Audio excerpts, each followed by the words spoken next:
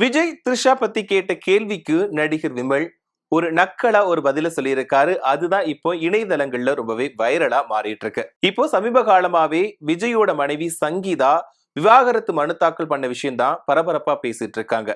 இது ஒரு பக்கம் இருந்தாலும் இப்போ திடீர்னு விஜயும் த்ரிஷாவும் சேர்ந்து ஒரு திருமண நிகழ்ச்சியில கலந்துகிட்டது பெரிய அளவுல சர்ச்சையா வெடிச்சிருக்கு. இதுக்கு விஜய் அண்ட் த்ரிஷாவை வச்சு நெட்டிசன்கள் செம்மையா ட்ரோல் பண்ணிட்டு போறாங்க. இந்த ஒரு நிலையில தான் வடம் படம் தொடர்பா விமலும் படக்குழுவினரும் செய்தியாளர்களை சந்திச்சாங்க. அப்போ நடிகர் விமல் கிட்ட செய்தியாளர்கள் வந்துட்டு த்ரிஷா விஜய் இவங்க ரெண்டு பேருமே திருமணத்துக்கு சேர்ந்து போனதை பத்தி என்ன நினைக்கிறீங்க அப்படின்னு சொல்லிட்டு கேக்குறாங்க. அதுக்கு கொஞ்சம் கூட யோசிக்காம எதுக்காக அவங்கள பத்தி கேக்குறீங்க, விமல் அனுஷ்காவை பத்தி கேளுங்க அப்படின்ற மாதிரி விமல் சொல்லிட்டாரு.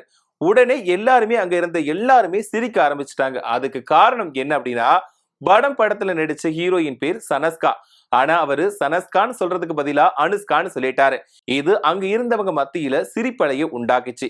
இப்போ விமல் பேசின இந்த ஃபன்னான பேச்சு தான் இணையதளங்கள்ல ரொம்பவே வைரலா மாறிட்டு இருக்கு.